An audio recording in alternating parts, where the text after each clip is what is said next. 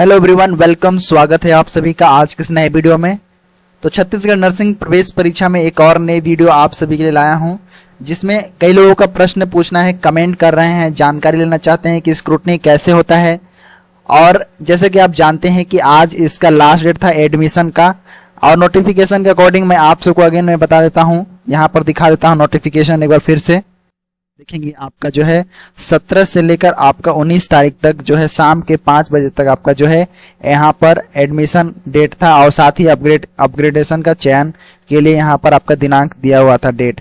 आपको अपग्रेडेशन यहाँ पर कर सकते हैं जो कि कॉलेज में होता है, जैसा मैंने पहले वीडियो में बताया हूँ। तो आप सभी वीडियो को देखेंगे तो आपको पता चलेगा।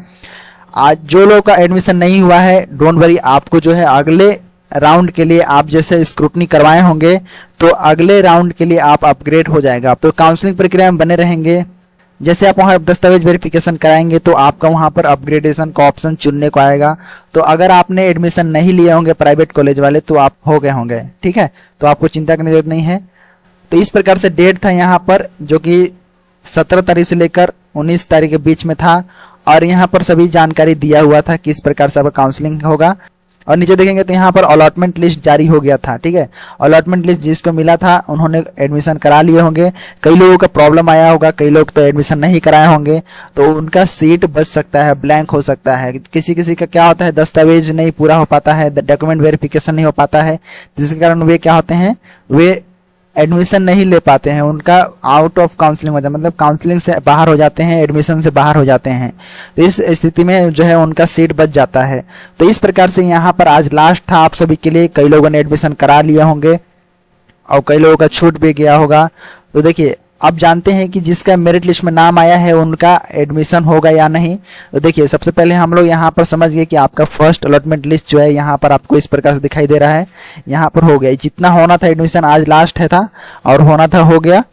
अब हम लोग देखते हैं, लॉगिन करके नर्सिंग जो एडमिशन है 2024 के लिए यहाँ पर अपना अलॉटमेंट लॉगिन कर सकते हैं, अपग्रेडेशन यहाँ पर लॉगिन कर सकते हैं, कॉलेज लॉगिन कर सकते हैं। यहाँ पर ये चीज़ें लॉगिन करके आप देख सकते हैं। कई लोगों का पासवर्ड भूल जाए हैं तो यहाँ पर फॉरगेट करके आप मोबाइल नंबर डालेंगे, जो अपना रजिस्टर्ड मोबाइल नंबर है उसको डाल के यहाँ पर सेंड OTP करेंगे। आपका OTP से वेरीफाई होकर आपका जो है पासवर्ड क्रिएट हो जाएगा यहाँ पर, ठीक है। पासवर्ड चला जाएगा, उस पासवर्ड का आप डालिएगा अपने लॉगिन पर। यहाँ पर जैसा यहाँ पर लॉगिन दिखा रहा है, पासवर्ड यहाँ पर डालेंगे आप सभी लोग।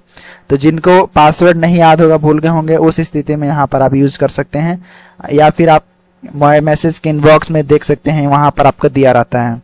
और आगे हम लोग बात करेंगे जो कमेंट किए हैं, कई लोगों ने कमेंट में जानकारी लेना चाहते हैं, उसके बारे में बात करेंगे। तो उसके बारे में भी बताऊंगा आप सभी को। तो यहाँ पर देखिए, जैसा कि आप मैंने जैसे मेरिट लिस्ट से रिलेटेड यहाँ पर पूछे हैं, तो देखिए मेरिट लिस्ट में से अधिकांश लोगों का जो है नाम आया होगा कॉलेज में, और कुछ लोगों का जो है नाम नहीं आया होगा अलॉटमेंट लिस्ट, जो उन्हें कॉलेज जारी नहीं हुआ होगा। तो आपको चिंता करने की जरूरत नहीं है। आपका जैसे सेकेंड अलॉटमेंट लिस्ट आएगा तो उसमें आपका नाम आ जाएगा।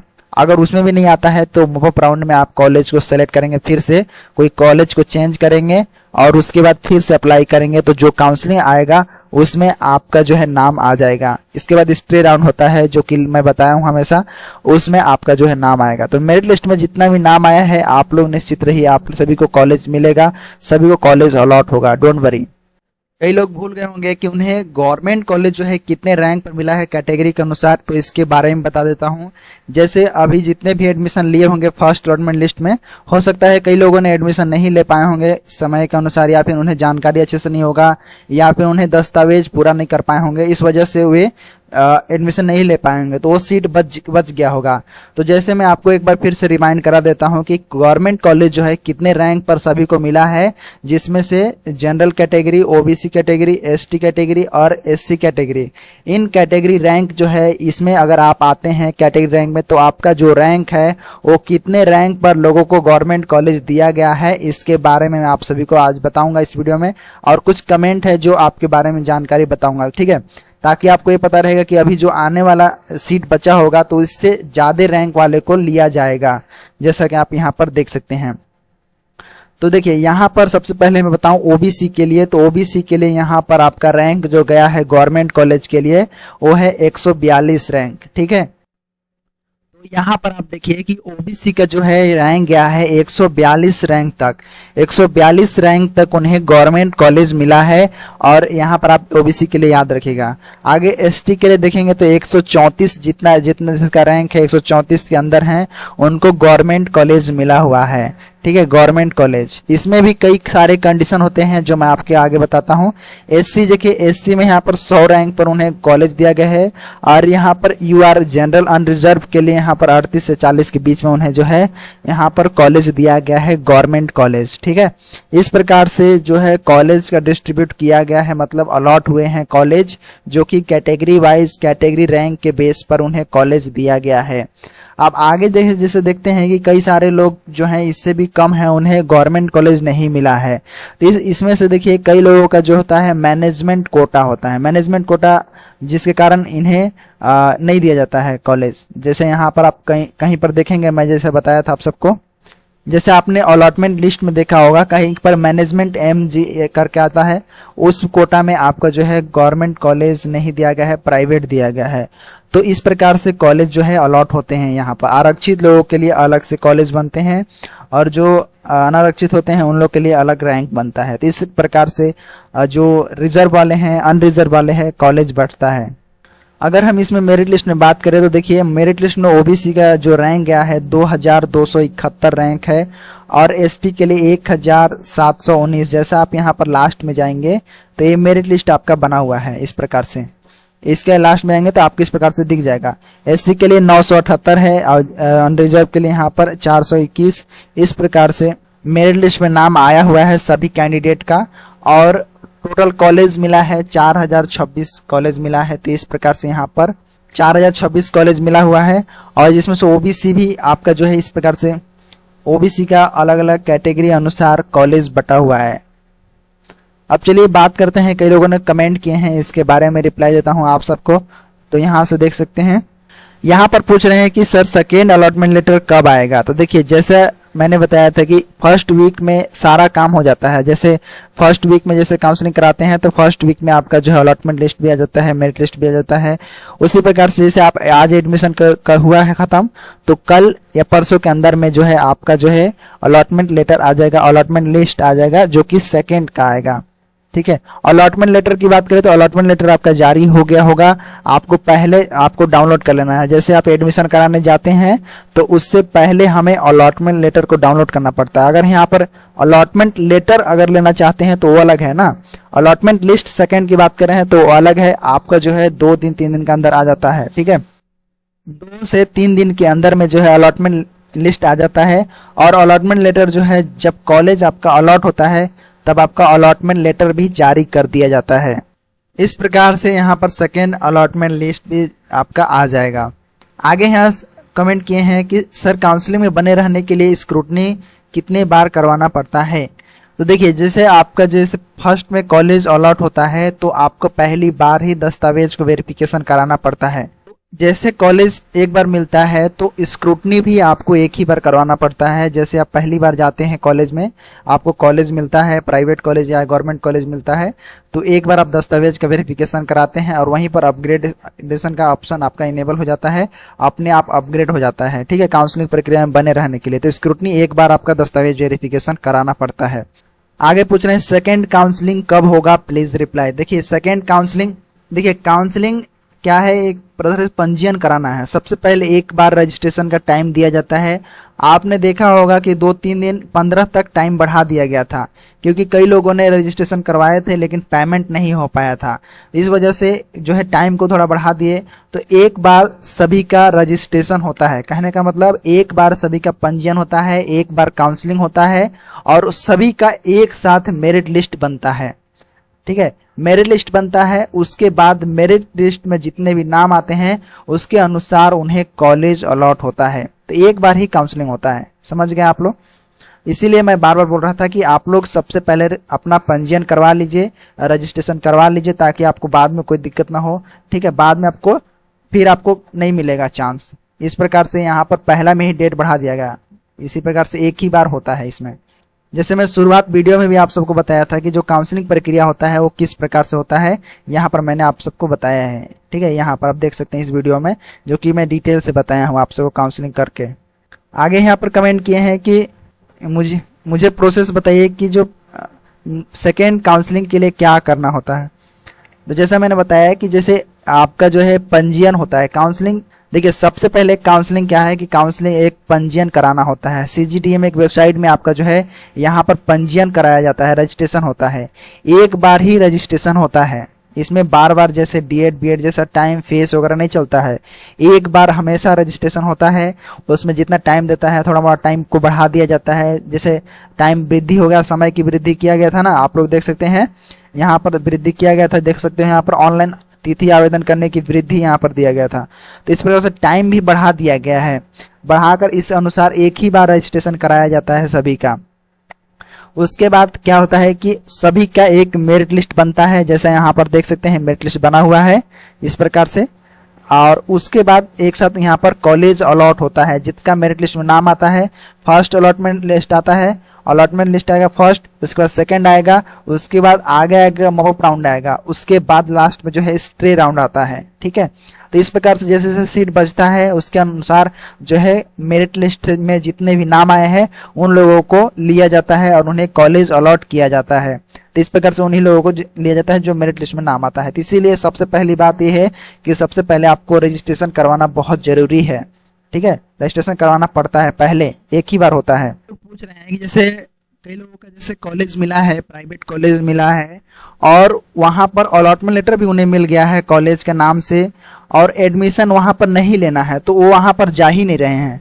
तो देखिए, जब कॉलेज आपको मिल गया है तो कॉलेज में आपको सूचना देना है, बताना है कि मेरा ये दस्तावेज है, इतने डॉक्यूमेंट वेरिफिकेशन मतलब करवाना है वहाँ पर, और मुझे वहाँ जाके बताना है कि मैं इस कॉलेज में एडमिशन नहीं लेना चाहती हूँ, मुझे अगले काउंसलिंग के लिए अपग्रेड कर दिया जाए। इस प्रकार से वहाँ पर आपका जो है स्टेटमेंट होना चाहिए, स्टेटमेंट वहाँ देना है।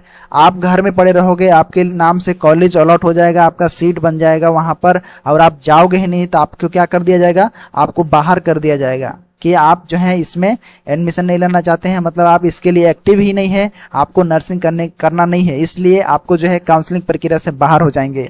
तो जिनको भी कॉलेज मिल चुका है उनको मैं पहले से आपको वीडियो जैसे मेरे फॉलो कर रहे होंगे तो हर वीडियो में मैं आप सबको बताते आया हूँ कि आपको पहले कॉलेज में जाकर अपना डॉक्यूमेंट वेरिफिकेशन कराना पड़ता है, स्क्रूटनी कराना बहुत जरूरी है, कंपलसरी है।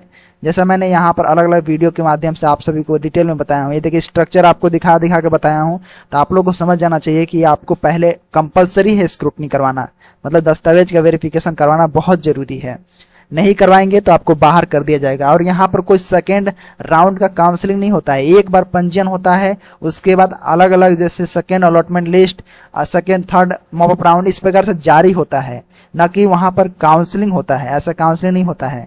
ठीक है, तो समझ में आ गया होगा आप लोग को। आप लोगों ने गलती कर दिया है तो आप लोग कॉलेज से कांटेक्ट कीजिए। ठीक है, कॉलेज आपका सीट रद्द होने से पहले आप कांटेक्ट कर लीजिए। जैसे प्राइवेट कॉलेज वाले हैं तो कई लोग समझते हैं तो समझ जाते हैं, तो आपका रिक्वेस्ट समझ जाएंगे, और वहां पर अगर डिले होता है, कोई टाइम डिले होता है तो आपको जो है वहां पर आपका वेरिफिकेशन करके आपका जो है अपग्रेड वाले ऑप्शन में इनेबल कर देंगे। क्लियर है सभी को? आगे भी वही कंपनी, आगे वही SMS आया है, आगे वही कमेंट आया है कि सर मुझे प्राइवेट कॉलेज अलॉट हुआ है और वो मुझे वहाँ एडमिशन नहीं लेना है, तो मुझे सेकेंड राउंड काउंसलिंग के फॉर्म फिल अप करना चांस मिलेगा नहीं। देखिए, फॉर्म जिसका कॉलेज अलॉट हो चुका है उनको डॉक्यूमेंट वेरिफिकेशन कराना है और अपग्रेडेशन वाले ऑप्शन को चूज करना है, और जब तक आप चूज नहीं करेंगे आपको जो है यहाँ पर अपग्रेड वाले ऑप्शन इनेबल नहीं होगा। यहाँ से आपका जो है स्टेटमेंट यहाँ से आप डाउनलोड नहीं कर सकते हैं अपग्रेड वाले ऑप्शन को। तो इसीलिए सबसे बड़ी जो ज़्यादा जरूरी है कि आप पहले वहाँ पर अपना सूचित करें, अपना स्टेटमेंट ला गए कि मैं यहाँ पर एडमिशन नहीं लेना चाहती हूँ। आप यहाँ पर जैसे गवर्नमेंट कॉलेज हैं तो वहाँ पर एडमिशन लेना पड़ेगा आपको, गवर्नमेंट कॉलेज अगर मिला है तो आपको एडमिशन लेना ही पड़ेगा। उसके बाद ही आप सोच सकते हैं आगे कॉलेज जाना है या नहीं जाना है, अपग्रेड करवा सकते हैं। तो यहाँ पर आपका इस प्रकार से प्रोसेस होता है। इसीलिए मैं रेगुलर आप सबको वीडियो बता रहा हूँ। जैसा मैंने मेरा अलग चैनल है जो कि विकी स्टडी है, उस पर वीडियो नहीं डाल पा रहा था, जिसके वजह से आप लोग नहीं समझ पा रहे थे। लेकिन मैं नए चैनल के माध्यम से आप सबको डिटेल में बताया और बताने का प्रयास किया, क्योंकि हर साल ऐसा गलती करते हैं लोग और भूल जाते हैं। वे सोचते हैं कि कॉलेज अलॉट हुआ है मतलब ये कॉलेज नहीं लूंगा, अपने आप वहाँ पर हमारा सेकेंड कॉलेज आ जाएगा। ऐसा नहीं होता है। आपका नाम से एक सीट बुक हो चुका है मतलब आपको वहाँ पर जाना है, दोबारा सीट बुक नहीं होगा। आपको बताना पड़ेगा कि हाँ मैं इस कॉलेज में नहीं लेना चाहती हूँ एडमिशन, मुझे अलग कॉलेज दिया जाए, अलग कॉलेज के लिए काउंसलिंग में हमको बने रहने दिया जाए। ठीक है, तो इस प्रकार से बताना पड़ता है। अगर नहीं बताएंगे तो आपको वहीं से रद्द करके हटा दिया जाता है आपको। ठीक है, या फिर आप प्राइवेट हैं तो आप जाकर वहां पर, अगर गवर्नमेंट है तो हटा देंगे, अगर प्राइवेट है तो थोड़ा रिक्वेस्ट करके आप जो है एडमिशन ले सकते हैं वहां पर कि हाँ मेरे नाम से कॉलेज अलॉट हुआ था, मैं एडमिशन लेना चाहती हूँ ऐसे। ठीक है, ये सब इंडियन नर्सिंग काउंसिल के तहत जुड़ा रहता है ना, तो ये सब बहुत बड़ी रिस्पॉन्सिबिलिटी। आपका एक सर्टिफाइड कॉलेज मिलेगा, वैलिड कॉलेज मिलेगा, इस प्रकार से प्रोसेस होता है आप लोग। आगे इनका डेट ऑफ बर्थ गलत हो चुका है, तो देखिए रिजल्ट में इनका अलग है और उसमें अलग है। तो देखिए रिजल्ट का तो आप चेक नहीं कराएंगे, लेकिन जो गलती हुआ है उसको आप सुधरवा सकते हैं। कब सुधराएंगे? जब दस्तावेज वेरिफिकेशन होगा, वहां पर आप अपडेट दे सकते हैं, सूचना दे सकते हैं, आवेदन लिख सकते हैं, वहां पर बता सकते हैं कि मेरे ये है जन्म तिथि को सुधार कर दिया जाए, मुझसे गलती हो गया है। इस प्रकार से ज़्यादा इश्यू नहीं है, आप लोग चेंज कर सकते हैं। छोटी मोटी जैसे डेट ऑफ बर्थ हो गया गलत, ये होना, लेकिन कैटेगरी गलत नहीं होना चाहिए। कैटेगरी अगर इधर उधर होता है तो आपको फिर आपको बाहर हो जाएंगे आप। इसीलिए आपको कैटेगरी मतलब जाति प्रमाण पत्र सही होना चाहिए। इस आरक्षित का लाभ लेंगे तो आरक्षित होने का प्रमाण पत्र भी आपके पास होना चाहिए। उसमें कोई गड़बड़ करेंगे तो आपको बाहर कर दिया जाएगा, साथ में पेनाल्टी भी लगेगा। तो इस प्रकार ध्यान दीजिएगा, और नियम को मैं बताया हूँ उस प्रकार से नियम से देख लीजिएगा, जो कि स्टडी है यहाँ पर आप चैनल पर देख सकते हैं, जो कि यहाँ पर स्टडी है वेबसाइट, इस पर मैं प्रोवाइड किया हूँ सभी को जानकारी। और यहाँ पर मैं बाकायदे लिख के बताया हूँ आप सबको किस प्रकार से जो है कॉलेज है, कितने प्राइवेट कॉलेज है, काउंसलिंग प्रक्रिया क्या है, तो भी आप गड़बड़ कर देते हैं। और हर साल ऐसा गड़बड़ होता है, ये कोई नई नहीं है, ये इस प्रकार से प्रोसेस ही बनाया गया है। तो आप लोग समझने का प्रयास कीजिए आप लोग। ठीक है, देखिए जब अपग्रेड वाले ऑप्शन पर इनेबल करते हैं तो जब तक इनेबल नहीं होगा तब तक आपका पासवर्ड यूजर नेम इनवैलिड बताएगा। ठीक है, तो अपग्रेड जब तक नहीं होगा तब तक इनवैलिड बताएगा। तो अपग्रेड करवाना है तो सबसे पहले करवाइए और कांटेक्ट कर लीजिए, और वहां पर रिसिप्ट ही मिल जाएगा आपको। ठीक है, आप मोबाइल में SMS आ जाएगा अपग्रेड का ऑप्शन। यहाँ पर कमेंट आया है कि सर मुझे प्राइवेट कॉलेज मिला है, सेकंड मेरिट लिस्ट में गवर्नमेंट कॉलेज मिल सकता है कि नहीं। मतलब इनका कहने का अर्थ यहाँ पर मेरिट लिस्ट में इनका नाम आया है और ये SC कैटेगरी से है, 116 रैंक है इनका, और ये जो है SC कैटेगरी से है, प्लस में ये जो है सेकेंड जो अलॉटमेंट लिस्ट आएगा उसमें कॉलेज मिल सकता है कि नहीं। तो देखिए इनका उम्मीद है मिल सकता है, क्योंकि जैसे सीट बचता है, कहने का अर्थ जैसे अभी आपका अगर आप SC कैटेगरी से हैं तो SC कैटेगरी का हाईएस्ट कितना गया है, जैसा मैंने बताया कि SC कैटेगरी का जो है यहाँ पर 100 गया है। ठीक है, 100 गया है, तो SC कैटेगरी में 100 गया है।